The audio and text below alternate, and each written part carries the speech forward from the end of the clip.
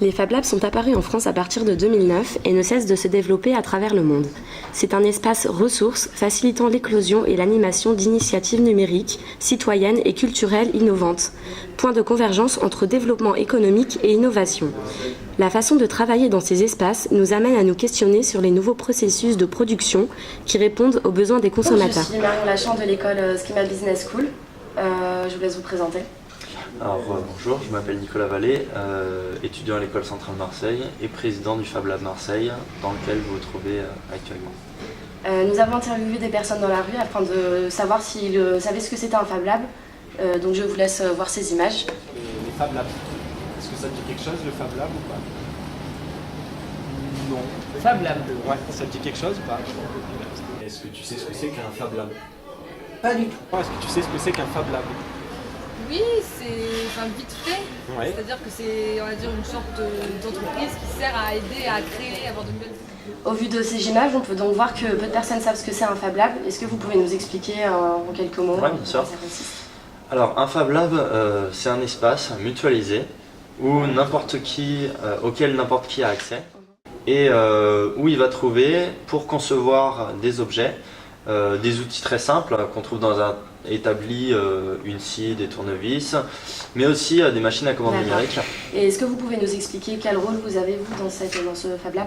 Alors moi, en tant que président de l'association, je veille tout d'abord à l'organisation générale de l'atelier. Je veille aussi à nouer des partenariats avec l'extérieur. Vous avez parlé précédemment d'imprimante 3D, vous pouvez nous dire un peu plus sur ce que c'est exactement? Ouais. Alors une imprimante 3D, c'est très simple. En fait, en déposant successivement diverses couches de plastique, l'imprimante va pouvoir créer un objet en 3D. Donc nous, on utilise des imprimantes 3D à base de plastique. L'avantage de cette technologie, c'est que c'est vraiment très accessible. La personne a juste besoin d'avoir un fichier en 3D modélisé sur son ordinateur, à cliquer sur imprimer, avoir son imprimante reliée à son ordinateur et lance l'impression. Donc vraiment, il n'y a quasiment pas besoin de formation préalable. N'importe qui peut y accéder. Voilà, n'importe qui, c'est vraiment très ouvert. Et en général, quel type de personnes viennent utiliser les imprimantes 3D? Dans quel but? Alors c'est vraiment très divers. On a eu des chercheurs qui sont venus pour faire des petites pièces pour des expériences en laboratoire. On a beaucoup d'artistes. Et qu'est-ce que les imprimantes 3D changent? En quoi ça change par rapport au processus de production plus traditionnel? Quels sont les avantages et les inconvénients? Alors comme je vous le disais, l'imprimante 3D c'est vraiment très simple. Tout le monde peut savoir l'utiliser, contrairement à une fraiseuse numérique. Ça va nécessiter plus de compétences pour savoir où passer, comment faire la pièce. Là l'avantage c'est que vraiment tout le monde peut s'en servir et ensuite qu'on peut créer des formes assez compliquées. Par exemple on peut faire des objets totalement creux. Vous avez un exemple ici. Et donc les objets qui sont produits, ce sont seulement des maquettes ou on peut vraiment s'en servir? Ils sont vraiment en état de fonctionnement? Alors ce qu'on crée ici, nous on est plus sur du prototypage. Donc c'est des objets qui sont viables mais ça reste de l'ordre du prototype. C'est pas un objet qu'on pourra commercialiser, mettre sur le marché. Pour vous donner un petit peu un exemple de l'implantation de l'impression 3D, il y a des secteurs entiers qui fonctionnent uniquement avec ces procédés additifs. Par exemple, les prothèses auditives. Suite à ce que vous nous dites, est-ce qu'on peut dire que les Fab Labs apparaissent comme une innovation de rupture? Alors oui, on peut dire ça dans le sens où le citoyen se réapproprie la production et qu'il peut aller dans le Fab Lab à côté de chez lui pour produire, créer des pièces. Et on peut même imaginer que ça délaissera une partie du marché des produits vendus par les entreprises. Après, on peut aussi imaginer l'inverse, c'est-à-dire que les entreprises vont utiliser les Fab Labs. Imaginez, vous avez un produit dont une des pièces casse. Le fabricant a juste à vous renvoyer le plan de la pièce, il vous renvoie la pièce en 3D par internet, vous la mettez sur une clé USB, vous allez au Fab Lab le plus proche de chez vous, vous l'imprimez et voilà, vous avez votre pièce de rechange. Selon vous, y a-t-il des limites à cette manière de produire et si oui, lesquelles? Pour les imprimantes 3D personnel, grand public qui est assez limité, ça reste sur du prototypage rapide. Donc ça c'est les limites. Grâce aux innovations technologiques, de plus en plus de technologies sont mises sur le marché, de plus en plus performantes.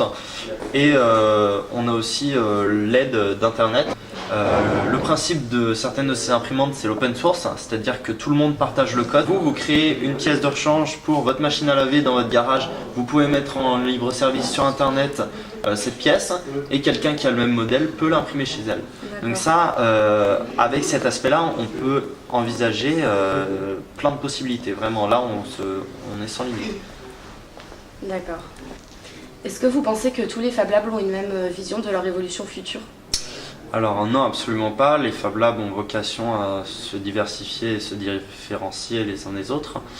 On va avoir des Fab Labs par exemple un peu plus axés pédagogie, des Fab Labs un peu plus techniques, d'autres un peu plus médiation,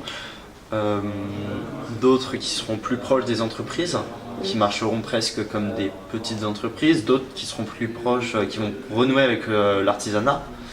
Nous, je pense que à terme, on est un Fab Lab qui se rapproche des startups, plutôt des petites entreprises, qui accompagne des projets, qui incube des projets, qui les fait émerger, mais on ne sera jamais concurrentiel avec des grandes entreprises, bien sûr. D'accord, donc on peut donc voir que tous les Fab Labs n'ont pas vocation à évoluer de la même manière dans le futur. En conclusion à ce reportage, nous pouvons dire qu'il y a une remise en cause des modes de conception traditionnels des produits. Deux visions de la conception d'un produit s'affrontent, avec d'un côté les entreprises de l'ère industrielle qui privatisent toujours leur recherche et développement et déposent de nombreux brevets, et d'un autre côté l'émergence d'un mouvement dont les Fab Labs font partie. En effet, les citoyens y travaillent en open source. C'est un espace qui facilite l'innovation et la production citoyenne en remettant au goût du jour le do-it-yourself et do-it-together tout en répondant toujours à leurs propres besoins.